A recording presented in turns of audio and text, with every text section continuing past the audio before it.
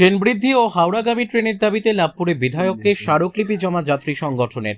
Ahmedpur Katwa rail রুটে train বৃদ্ধি ও হাওড়াগামী ট্রেনের দাবিতে লাভপুরে বিজেপি বিধায়ককে স্মারকলিপি জমা দিলেন Ahmedpur Katwa railway passenger association. উল্লেখ্য, সংগঠনটির সদস্যদের পক্ষ থেকে একাধিকবার ডেপুটেশন দেওয়া হয়েছে রাষ্ট্রপতি, প্রধানমন্ত্রী ও রেল দপ্তরের কাছে। আবারও ফের সেই দাবিকেই প্রাধান্য দিয়ে লাভপুরের নবনির্বাচিত বিজেপি বিধায়ক দেবাশিস ওঝার কাছে ওই যাত্রী সংগঠনের পক্ষ থেকে রবিবার রাতে তুলে দেওয়া হয় একটি স্মারকলিপি। সংগঠনের সদস্যদের দাবি, আহমেদপুর থেকে লাভপুর কাটোয়া হয়ে হাওড়া ও শিয়ালদা যাওয়ার ট্রেন যাতে দেওয়া হয় সেই আবেদন জানানোর পাশাপাশি আহমেদপুর স্টেশনেও বেশ কয়েকটি দূরপাল্লা ট্রেনের স্টপেজেরও দাবি রাখেন বিধায়কের কাছে। প্রসঙ্গত, রাজ্যের মুখ্যমন্ত্রী শুভেন্দু অধিকারী বিরোধী দলনেতা থাকার সময় লাভপুরে এসে বলেছিলেন লাভপুর বিধানসভা থেকে বিজেপি প্রার্থীকে জয়লাভ করালে আহমেদপুর কাটোয়া রুটে ট্রেন দেওয়ার জন্য রেল দপ্তরের কাছে বিষয়টি উত্থাপন করা হবে। আর তারপরেই শুভেন্দু অধিকারীর কথাতেই শিলমোহর দিয়ে লাভপুর বিধানসভায় বিজেপি প্রার্থী জয়লাভ করার পর বিধায়ক হিসেবে শপথ নিয়েছেন দেবাশিস ওঝা। তারপরে তিনি বিধানসভা থেকে লাভপুরে আসতেই বিধায়কের কাছে সকাল ও সন্ধ্যায় আহমেদপুর থেকে হাওড়া এবং শিয়ালদহ যাওয়ার জন্য ট্রেন পাওয়া যায়, সেজন্যই এই স্মারকলিপি দেওয়া হয় বিধায়কদের কাছে। যদিও এই বিষয়ে বিধায়ক দেবাশিস ওঝা বলেন, বিষয়টি তাদের নজরে রয়েছে। রাজ্যের মুখ্যমন্ত্রী শুভেন্দু অধিকারী ও রেল দপ্তরের সঙ্গে আলোচনা করে বিষয়টি উত্থাপনের পর দ্রুত এই রুটে যাতে হাওড়াগামী ট্রেনের ব্যবস্থা হবে বলে তিনি আশাবাদী। লাভপুর থেকে শুভদীপ গুইয়ের রিপোর্ট, বিগ নিউজ বাংলা। সেই দাবি কোথাও কি পূরণ হচ্ছে কিনা বিধায়কের হাত ধরে? নিশ্চয়ই, কেন হবে না। 21 সাল থেকে আমরা চেষ্টা করেছি রেলের জন্য। একটা করে 4টে ট্রেন হয়েছে। আমাদের কাটোয়া রুটের কিছুটা উন্নতি হয়েছে নিঃসন্দেহে। টিকিট কাউন্টারে আগের থেকে অনেকটা সেলও বেড়েছে। ডিআরএম নিজেও পরিদর্শনে এসেছিলেন, ওনাকে আমি লাভপুরে স্টেশনটা পরিদর্শন করানোর জন্য বলেছিলাম, দেখেছে। উনি ভোটের আগে এসেছিলেন, যত সম্ভব তারিখটা 4 তারিখ হবে লাভপুরে উনি এসেছিলেন, 4 এপ্রিল। তখন উনি বলেছিলেন ভোটের জন্য হয়তো কিছু সমস্যা হচ্ছে, ভোটের পরে গাড়ি চালু করার ব্যবস্থা করবো বলেছেন।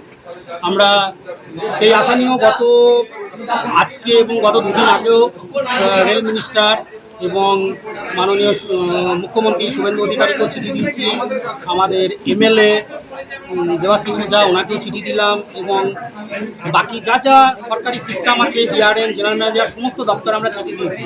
কারণ হচ্ছে আপনার এই লাভপুরে শুভেন্দুবাবু এসেছিলেন আমাদের প্রচারে, তখন ওনার কাছে আমরা গিয়েছিলাম এবং উনি আমাদেরকে বলেছিলেন যে আপনি আমাদেরকে জেতান, আমাদের এখানে কোনো প্রতিনিধি নেই বিজেপির। অটোমেটিক এখন তো ধরুন গোটা রাজ্য জুড়েই বিজেপি সরকার এসে গেছে এবং আমাদের লাভপুর বিধানসভাও পরিবর্তন হয়েছে। তো আমরা আশা রাখছি সকালবেলায় কলকাতা যাওয়ার একটি ট্রেনের দাবি দীর্ঘদিনের, সেটা রেল মিনিস্টার পর্যন্ত আমরা চিঠি করেছি, রাষ্ট্রপতি দপ্তর পর্যন্ত চিঠি করেছি। সেখানে আমরা জানিয়েছি যে মা ফুল্লারা ফার্স্ট প্যাসেঞ্জার একটি ট্রেনের দাবি বা এক্সপ্রেস ট্রেন রামপুরহাট থেকে হাওড়া সকালের দিকে এবং সন্ধ্যের দিকে ফিরে আসার 6টার সময়। আর একটি ট্রেনের দাবি জানিয়েছিলাম দেওঘরের সাথে শিয়ালদা, সেটা হচ্ছে শ্রী চৈতন্য মহাপ্রভু এক্সপ্রেস। এটার জন্য আমরা চিঠি দিয়েছিলাম, কারণ হচ্ছে এই রুটের ওপর বেশ কিছু 51 সতীপীঠ আছে, তীর্থক্ষেত্র আছে, সাধনাপীঠ আছে, তাতে রেলেরও ইনকাম বৃদ্ধি হবে। এবং আহমেদপুর কাটোয়া রুটে সবচাইতে মেন সমস্যা হচ্ছে এই মুহূর্তে 24 ঘন্টা স্টাফ নিয়োগ করলেই গাড়ি হয়ে যাবে। আমরা আশা রাখছি খুব তাড়াতাড়ি ট্রেন চালু হওয়ার মুখে আমরা চেষ্টা চালিয়ে যাচ্ছি। আর বিধায়ককেও চিঠিটা দিলাম, ধন্যবাদ। মানুষের বারবার দাবি যে আহমেদপুর কাটোয়া যে রেল লাইন চালু হয়েছে, সেই রেল লাইনে একটা দূরপাল্লার ট্রেন হচ্ছে হাওড়া না হলে শিয়ালদা। আপনার কাছে সেই দাবি রাখবো, কি বলবেন? আমি এটাকে নিয়ে অলরেডি শুভেন্দু অধিকারীর সঙ্গে ভোটের আগে এই দাবি জানিয়েছিলাম। তিনি আমাদেরকে এখানেও কথা দিয়েছিলেন এবং আমার সঙ্গে গিয়ে আমার গ্রামে গিয়ে কথা দিয়েছিলেন, সিটটা হাঁকুদাকে জিতে এসো, তারপরে তুমি যা যা বলবে তাই শুনবো।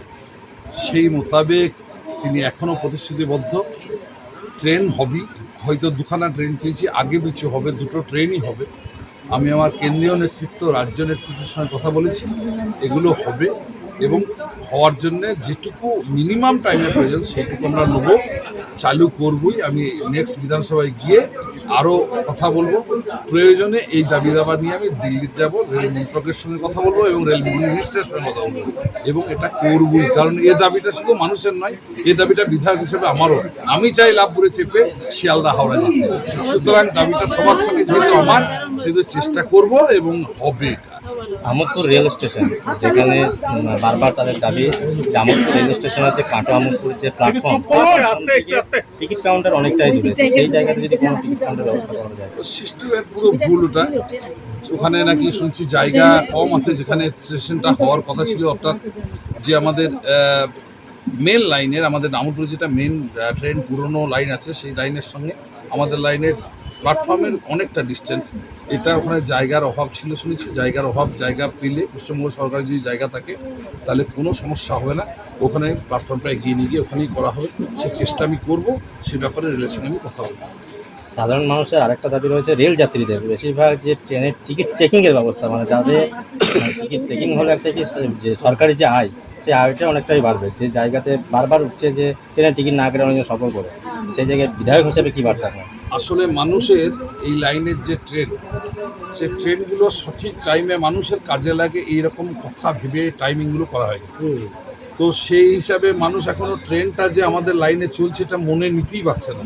যদি ঠিক মতো মানুষের কাজে টাইমিং ধরে ট্রেনগুলো চলে, তাহলে আমি আশা করছি প্রত্যেকটা মানুষেরই টিকিট কাটবে। কারণ রেলের এই স্বল্প মূল্যের টিকিট কেউ কিনতে নিজের মানসিকতা নষ্ট করবে না এবং ফাঁকি দেবে না, এটুকু আমার দৃঢ় বিশ্বাস আছে। আগামী দিনে সব মানুষ টিকিট কাটবে, শুধু রেলটা আমাদের কাজে লাগে, মানুষের কাজে লাগে, এইরকম একটা টাইমিং হোক, এটা রেলের কাছে আমার আবেদন। এবং আরও একটা আবেদন তাদের পক্ষ থেকে যে বেশিরভাগ রেল স্টেশনে এখন পর্যন্ত টিকিট কাউন্টার নেই, তো সেই টিকিট কাউন্টারগুলো করার ব্যবস্থা করা।